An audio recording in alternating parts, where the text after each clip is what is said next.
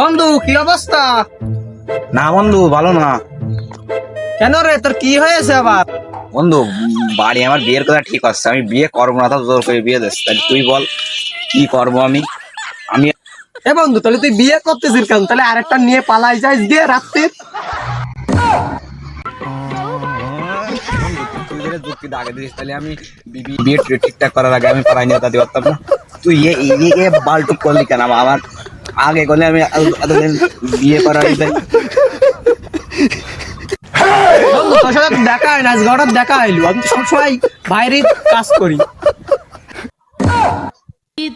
বন্ধু তুই ঠিকই বলেছিস, তোর সাথে আমার দেখা হয় না। তোরা দোষ কি? দোষ তো আমার। আমার জন্যই এখন আমার বিয়ে হচ্ছে।